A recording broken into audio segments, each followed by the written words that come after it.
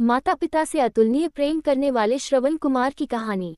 पितृभक्त पुत्र श्रवण कुमार एक पौराणिक पात्र हैं जिन्हें आज भी मातृ पितृभक्ति के लिए जाना जाता है। इतिहास में मातृभक्ति और पितृभक्ति के लिए श्रवण कुमार का नाम अमर है। हिंदू धर्म ग्रंथ रामायण में श्रवण कुमार का उल्लेख है। सबसे खास बात यह है कि ये वही श्रवण कुमार है जिनके माता पिता के श्राप के कारण राजा पुत्र वियोग में राजा दशरथ की मृत्यु हो गई। श्रवण अपने माता पिता से अतुलनीय प्रेम करते थे। इनके माता पिता नेत्रहीन थे, इसलिए वो उनकी अत्यंत श्रद्धापूर्वक सेवा करते थे। श्रवण की मां ने उन्हें बहुत कष्ट उठाकर पाला था। श्रवण अपने माता पिता के कामों में बहुत मदद करते थे। घर का सारा काम जैसे नदी से पानी भरकर लाना, जंगल से लकड़ियां लाना, चूल्हा जलाकर खाना बनाना आदि श्रवण कुमार ही करते थे। माता पिता का काम करने में वो जरा भी थकते नहीं थे, बल्कि उन्हें आनंद मिलता था। माता पिता उन्हें हमेशा आशीर्वाद देते रहते। एक बार उनके अंधे माता पिता ने इच्छा जताई कि उनके बेटे ने उनकी सभी इच्छाएं पूरी की है, बस एक इच्छा बाकी रह गई है। उन्होंने तीर्थयात्रा करने की इच्छा जताई। श्रवण कुमार ने माता पिता की आज्ञा मानते हुए उन्हें प्राण रहते उनकी इच्छा पूरी करने का वचन दे दिया। कंधे पर कांव लेकर और उसमें दोनों को बैठाकर वह तीर्थयात्रा करने निकल पड़े। श्रवण अपने माता पिता को कई तीर्थ स्थानों जैसे गया, काशी, प्रयाग आदि लेकर गए और उन्हें तीर्थ के बारे में सारी बातें सुनाते रहे।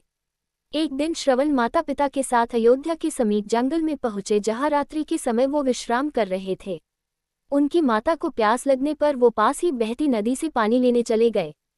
श्रवण कुमार पानी लेने के लिए अपना लोटा लेकर सरयू तट पर गए। उस समय अयोध्या के राजा दशरथ थे। राजा दशरथ को शिकार खेलने का बहुत शौक था। वे रात में भी जंगल में शिकार खेलने चले जाते थे, क्योंकि उन्हें शब्दभेदी बाण चलाने में महारत हासिल थी। पावस ऋतु में सायंकाल वे धनुष बाण लेकर सरयू के किनारे गए। उसी समय वह पर श्रवण अपने माता पिता के लिए जल भरने आए हुए थे।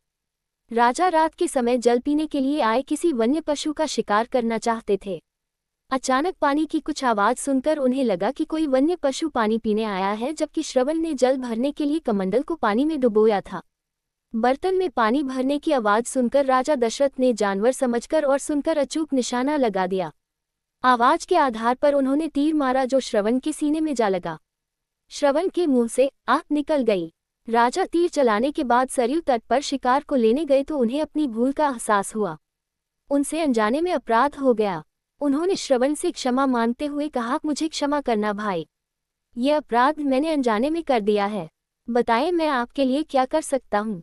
जब राजा दशरथ को ने श्रवण से क्षमा मांगी तो श्रवण ने राजा को दुखी देख कहा, राजन, मैं अपनी मृत्यु के लिए दुखी नहीं हूँ, किंतु अपने माता पिता के लिए बहुत दुखी हूँ। मैं अपने अंधे माता पिता को तीर्थ यात्रा पूरी नहीं करवा पाऊंगा। आप उन्हें जल पिलाकर उनकी प्यास शांत करके उन्हें मेरी मृत्यु का समाचार सुना दें। जब राजा दशरथ श्रवण के माता पिता के पास पहुंचे और उन्हें ये दुखद समाचार सुनाया तो वो दोनों विलाप करने लगे। बूढ़े माता पिता ने राजा दशरथ को उनसे उनके बेटे को छीनने के अपराध में श्राप दे डाला। उन्होंने शाप दिया कि जा राजा, तू भी हमारी ही तरह पुत्र वियोग में तड़प कर प्राण त्याग करेगा। इसी कारणवश राजा दशरथ को भी पुत्र वियोग सहना पड़ा था। रामचंद्र जी के 14 साल के वनवास के वियोग को वो सह नहीं सके और उन्होंने पुत्र वियोग में अपने प्राण त्याग दिए।